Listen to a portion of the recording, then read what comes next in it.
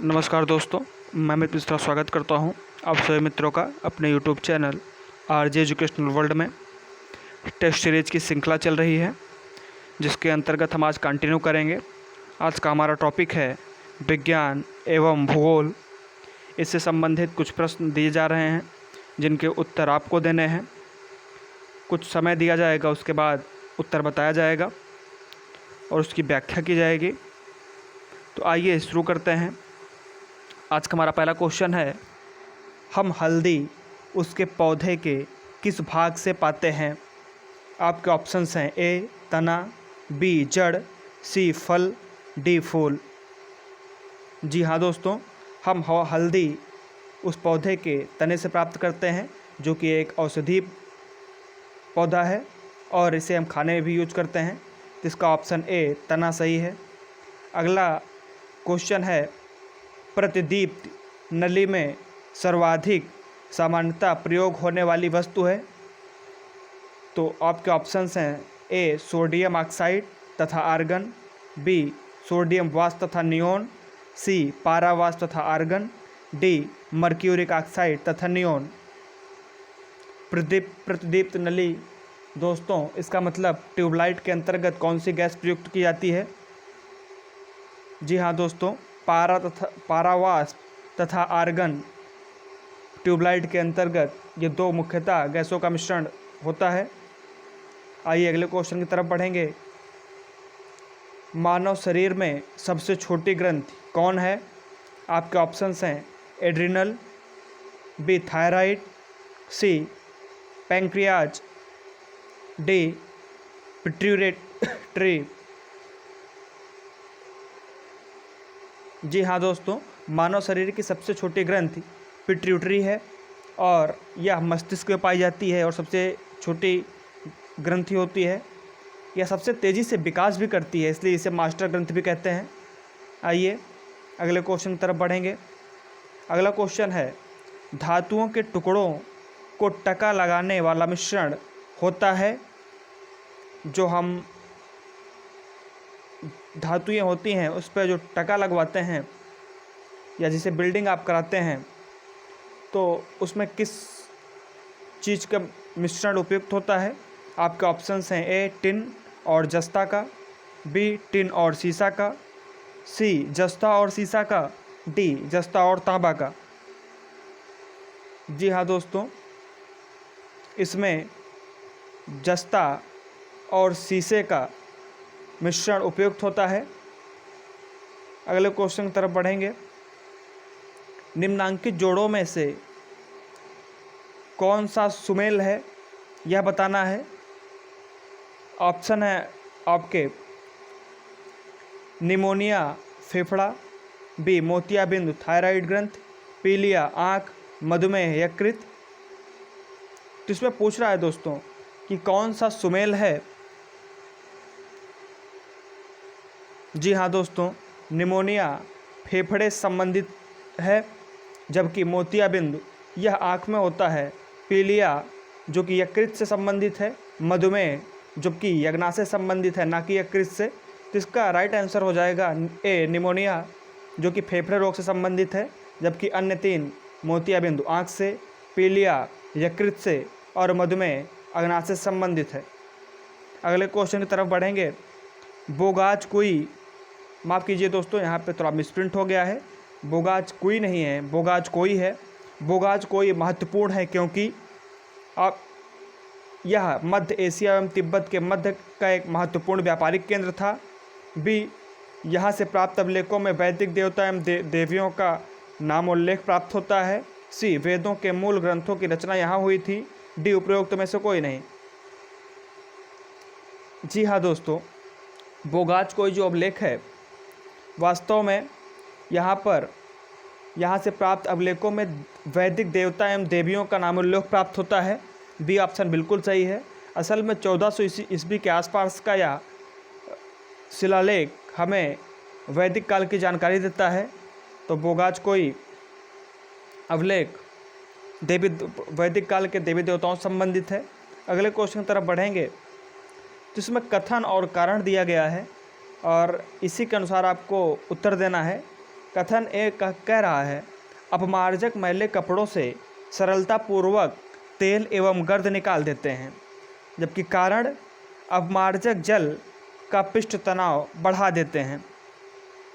जी हाँ दोस्तों, आपके ऑप्शंस हैं ए और आर दोनों सही हैं तथा आर ए की सही व्याख्या करता है। बी, ए तथा आर दोनों सही हैं परंतु आर ए की सही व्याख्या नहीं करता है। सी, ए सही है परंतु आर गलत है। डी, ए गलत है परंतु आर सही है। जी हाँ दोस्तों, अपमार्जक मतलब डिटर्जेंट पाउडर जो आप यूज़ करते हैं वह मैले कपड़ों को सरलतापूर्वक तेल एवं गर्द निकाल देता है, बिल्कुल सही है। जबकि कारण आर अपमार्जक जल का पृष्ठ तनाव बढ़ा देते हैं, बिल्कुल सही। अपमार्जक जल का पृष्ठ तनाव बढ़ा देते हैं और कपड़ों के छिद्रों में जाकर या इसमें जो भी गंदगी रहती है उसको साफ कर देते हैं, तो बिल्कुल सही। ए तथा आर दोनों सही है और आर ए की सही व्याख्या करता है। आइए अगले क्वेश्चन तरफ बढ़ेंगे। निम्न में से कौन सुमेलित नहीं है?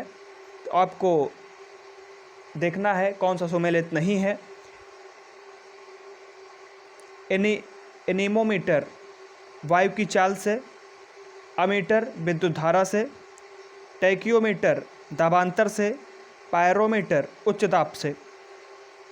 जी हाँ दोस्तों, इसमें ऑप्शन सी टैकियोमीटर दाबांतर ये सुमेलित नहीं है, जबकि अन्य तीनों एकदम सही हैं।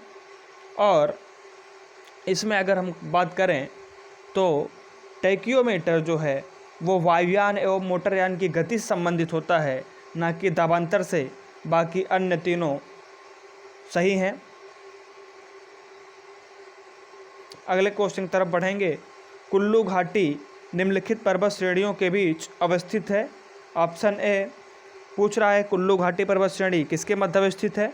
ए धौलावीरा तथा पीर पंजाल, बी रणजोत तथा नागडिब्बा, सी लद्दाख तथा पीर पंजाल, डी मध्य हिमालय।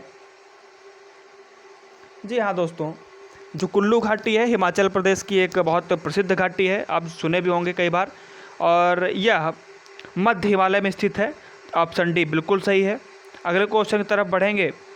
तुलबुल परियोजना का संबंध है, जो तुलबुल परियोजना है मेरे दोस्तों वह किस नदी पर है?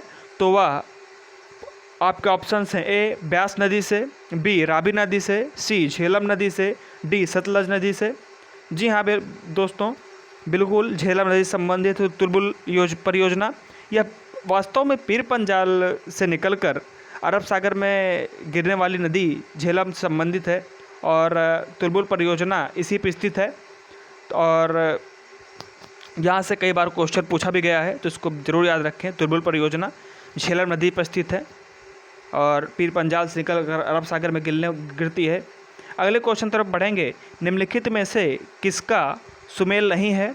तो फिजी का संबंध सुवा से दिखाया गया है, फिनलैंड का संबंध ओस्लो से दिखाया गया है, गुयाना का संबंध जॉर्ज टाउन से दिखाया गया है, लेबनान का संबंध बेरूत से दिखाया गया है। एक तरफ देश है मेरे दोस्तों, एक तरफ राजधानी है। फिजी की राजधानी सुवा है, बिल्कुल सही है। गुयाना की राजधानी जॉर्ज टाउन है, बिल्कुल सही है। लेबनान की राजधानी बेरूत है, बिल्कुल सही है। जबकि फिनलैंड की राजधानी ओस्लो नहीं है, फिनलैंड की राजधानी हेलसिंकी है, जबकि ओस्लो नॉर्वे की राजधानी है। तो ऑप्शन बी बिल्कुल सही हो जाएगा, बी सुमेलित नहीं है। अगले क्वेश्चन की तरफ बढ़ेंगे। निम्नलिखित कथनों में कौन लेटेराइट मिट्टियों के लिए सही नहीं है? तो लेटेराइट मिट्टियों की बात किया है दोस्तों, तो लेटेराइट मिट्टियाँ इनका निर्माण मानसूनी जलवायु से में शुष्क एवं मौसम के क्रमिक परिवर्तन के कारण निच्छालन प्रक्रिया से होता है। और यहाँ पे जो दिया गया है लेटेराइट मिट्टियों के बारे में जानकारी, तो ये आर्द्र अयनवर्ती प्रदेशों की मिट्टियाँ हैं। वे बहुत ही औच्छालित मिट्टियाँ हैं, उनकी उर्वरता कम होती है, बिल्कुल तीनों सही हैं। जबकि डी दिया गया है उनमें चूना प्रचुर मात्रा में पाया जाता है, तो यही सही नहीं है, उसमें चूना प्रचुर मात्रा में नहीं पाया जाता है। अगले क्वेश्चन तरफ बढ़ेंगे। निम्न में से कौन धौलाधार श्रेणी क्षेत्र की एक प्रमुख जनजाति है? तो धौलाधार श्रेणी क्षेत्र की प्रमुख जनजाति के बारे में पूछ रहा है। आपके ऑप्शंस हैं ए अबोर, बी गद्दी, सी लेप्चा, डी थारू। जी हाँ दोस्तों, धौलाधारी श्रेणी में गद्दी नामक एक प्रमुख जनजाति पाई जाती है और यह हिमाचल प्रदेश में स्थित है। धौलाधारी श्रेणी और उसी में पाई जाती है गद्दी जनजाति। और इसका कुछ भाग जम्मू कश्मीर में भी है, यहाँ की कुछ जनजातियाँ जम्मू कश्मीर में निवास करती हैं। तो ऑप्शन बी बिल्कुल सही हो जाएगा, गद्दी जनजाति। अगले क्वेश्चन है, नेपानगर जिस उद्योग के लिए जाना जाता है वह है। तो आपके ऑप्शंस हैं, नेपानगर किस उद्योग के लिए जाना जाता है। Option A cement, option B उर्वरक, ऑप्शन सी हथकरघा, ऑप्शन डी अखबारी कागज। जी हाँ दोस्तों, नेपानगर उद्योग जो कि मध्य प्रदेश में स्थित है, यह विश्व का एवं भारत का भी पहला अखबारी कागज उद्योग के लिए जाना जाता है। तो ऑप्शन डी बिल्कुल सही है, नेपानगर अखबारी कागज उद्योग के लिए जाना जाता है और यह विश्व का एवं भारत का भी पहला अखबारी कागज बनाने वाला केंद्र है। अगले क्वेश्चन की तरफ बढ़ेंगे। धब्बा रहित लोहा बनाने में लोहे के साथ प्रयुक्त होने वाली महत्वपूर्ण धातु है। आपके ऑप्शंस हैं एल्युमिनियम, बी क्रोमियम, सी टिन, डी कार्बन। तो आपको यह बताना है कि धब्बा रहित लोहा बनाने में लोहे के साथ प्रयुक्त होने वाली कौन सी धातु है। ये आप कमेंट बॉक्स में जाएंगे बताएंगे। ऐसे ही वीडियोज आते रहेंगे और आपको अगर पसंद आ रहा है इस श्रृंखला तो लाइक करें, शेयर करें, सब्सक्राइब करें। धन्यवाद।